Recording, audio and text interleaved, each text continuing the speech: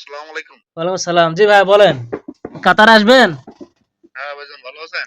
জি আলহামদুলিল্লাহ আছি ভালো। না মানে আমার একজন বলছিল কাতারের কথা, সে নাকি তার ফ্যামিলি সহ থাকে, বুঝলেন? আচ্ছা, কাতারে থাকে নাকি? হ্যাঁ, কাতারে সে লোক তার ফ্যামিলি সহ থাকে, বউ বাচ্চা কাচ্চা ভাই বেতন নাকি সব কাতারেই থাকে, বুঝলেন? আচ্ছা, তারপর? সে বলছে যে হচ্ছে ওই বিল্ডিং এর কাজে ওই যে রং করলে নিচে টাইলস রং মুছতে হবে, টাইলস করলে টাইলসের যদি কোনো ময়লা পড়ে টাইলস মুছতে হবে। ৮ ঘন্টা ডিউটি, ওই কাতারে টাকা ৭০ টাকা দিন দেবে, বুঝলেন? আচ্ছা, তাহলে আপনার আর কলেজে কোনো ভয় নেই। আমি নিয়ে যাব, আমি কাজ দেবো। আমার আরো ১-১৫০ লোক কাজ করে, সেটা বললো। ও আচ্ছা, তার আরো লোক কাজ করে, হ্যাঁ? মানে এখন আমি আপনাকে বলি, আপনি যে কথা বলছেন যে হচ্ছে হ্যাঁ, এখানে হ্যাঁ, কাতারে আসার পরে ওই রং করার পরে যে টাইলসে রং পড়বে সেগুলো রং পরিষ্কার করা। ১, ২ নম্বর হচ্ছে হ্যাঁ, যে ওর আরো লোকজন আছে, ও লোক খাটায় আর হচ্ছে ও ফ্যামিলি সহ থাকে। এই তো নাকি? জি, জি, সঠিক, এখন সঠিক, আপনার সঠিক। কাছ থেকে টাকা চাইছে কত? মানে ৪.৫ বলছে, কিন্তু ৪ মতন হলেই হবে সেটা আচ্ছা, বলছে। আচ্ছা। মানে ৪.৫ লাখ চাইছে, ৪ লাখ মতো হলে নিতে পারবো নাকি?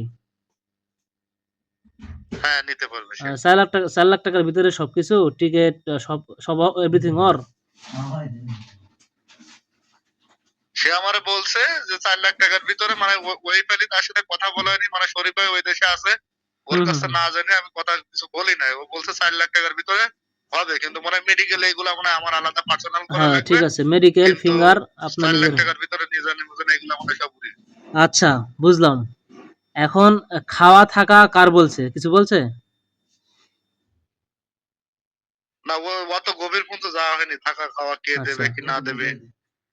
তাহলে আমি আপনাকে একটা কথা বলবো, সেটা হচ্ছে যদি ধরেন, যে যদি ওর হচ্ছে এরকম ১-১৫০ লোক চালাই, আ ও লোক নিতে পারবো বা দিতে পারবো। ধরলাম হ্যাঁ ঠিক আছে দিতে পারবে। দেওয়ার পরে যদি আপনার ৳৭০ হাজিরা হয় প্রতিদিন, তাহলে জি, জি, আপনার মাসে হচ্ছে ২৫ দিন ধরেন। জি, ২৫ দিনে আপনার যদি ৳৭০ হাজিরা হয়, এখান থেকে যদি আপনি আ খাওয়া থাকা নিজের হয় এবং হচ্ছে আপনি যে জি, জি, বছরে আকামা লাগাবেন, সেটা যদি নিজের হয়, তাহলে এটা জি, হচ্ছে ফ্রি ভিসা। যেমন শরীফ ভাই আছে, আমি জি। আছি। আমাদের হচ্ছে বছর শেষে আকামা লাগাতে না, হয়। না, না, সে কোম্পানি ভিসা দেবে সেটা বলছে। আমরা সবাই কোম্পানির ভিসাতে আছি। ফ্রি ভিসা নামে কোনো ভিসা থাকে না। ভিসা হচ্ছে কোম্পানিরই হয়। কিন্তু তারপরে এখানে এসে নিজের লাগাইতে হয়। কিন্তু আপনি তার সাথে কথা বলবেন, মানে ডিটেইলস এ থেকে জেড পর্যন্ত যতটুকু মানে জানার সবটুকু জানবেন। জানার পরে ও কি, কি বলে পরে আবার আমাদের জি, জানায়েন। জি। আমি যতটুকু পারি আমি আপনাকে হেল্প করব। আমি সবসময় চেষ্টা করি যে কোনো বাংলাদেশে কোনো একটা মানুষ কাতারে আসে যে একটা মানে খারাপ হোক তাও চায় না। যদি এমনও হয় আমি আমার নিজের টাকা খরচ করে তার সাথে আমি দেখা করে তার কোম্পানিটা আমি দেখে আসবো যে সে কি অবস্থায় আছে। সে তার কেমন অবস্থা পরিস্থিতি, তার কোম্পানি কিরকম, সে লোক খাটায় কিনা। এমনও হতে পারে সে যদি দোয়ার ভিতরে থাকে, মানে কাতারের দোয়ার ভিতরে থাকে, তাহলে তার নাম বললেই সে মদির নাকি কিরকম মদির সেটা আমি যতটুকু পারি চেষ্টা করব আমি তারে বের করার যে সে কিরকম। আমি দোয়ার ভিতরে দীর্ঘদিন ছিলাম, কোনো সমস্যা নাই। হে কিরকম মদির, যদি এর কাছে ভালো মতো শুনবেন, শোনার পরে কি বলে না বলে পরে আমাকে জানাবেন। দরকার হলে আমি আবার ওর সাথে কথা বলবো, বুঝছেন? আমি কথা বলবো তাহলেই আমি বুঝতে পারবো যে হ্যাঁ, তা ঠিক হে আছে। কতটুকু, হে কি করতে পারবে। তাহলে আমি কথা বললে বুঝতে পারবো যে হে কিরকম। যদি ওর ওই মদিরে জিজ্ঞাসা করি যে আপনি থাকেন কই, হয়তো যদি বলে যে দোয়া থাকি, কি হচ্ছে হ্যাঁ, হ্যাঁ। অমুক জায়গায় থাকি, তাহলে হয়তো আমি বুঝতে পারবো যে এর নিজের কোম্পানি নাকি, অথবা হে সাপ্লাই লোক খাটায় কিনা। তাহলে এর আমি দেখি কয়েক ওই লোকের নাম্বার নিয়ে একদিন কথা বলছিলাম বড় ভাই। তাহলে আমি নাম্বারটা শরীফ ভাইয়ের হাতে দিচ্ছি, আপনার পরে পাঠাইতেছি। দিবেন তাহলে আপনি নাম্বার। একটু কথা বলে দেখেন নাম্বার কি হচ্ছে বলে। আপনার পরে দিবেন, কিন্তু আপনি তার কাছ থেকে সম্পূর্ণ জানবেন। ভাই ৪ লাখ হবে যাওয়া, টিকিট মিকেট সব আপনার। তারপরে ২ নম্বর হচ্ছে আমি ওই দেশে যাওয়ার পরে আমার আকামা যেটা আইডি, এই আইডি কতদিন পরে লাগবে। বছর জি, শেষে আপনি আইডি নিজে লাগিয়ে দিবেন নাকি আপনার কোম্পানি থেকে কোনো টাকা লাগবে না, আপনি টাকা দিয়ে টাকা খরচ করে লাগাইবেন। আর কাজ করি যদি কাজ করার সময় কাজ করলাম, যদি না না কাজ পাই, তাহলে সেটা কি মাস শেষে আপনি আমাকে বেতন দিবেন নাকি? ওই দিন হিসাবে না, আপনাকে বলেছে দিন হিসাবে, প্রতিদিন 70 টাকা। তার মানে কি, আমি আপনার এই কথা থেকে বুঝতে পারলাম যে হচ্ছে আপনি হাজিরা হিসাবে কাজ করবেন। আপনি বলবেন যে হাজিরা না, আমি মাস চুক্তি, মাসে বেসিক কত?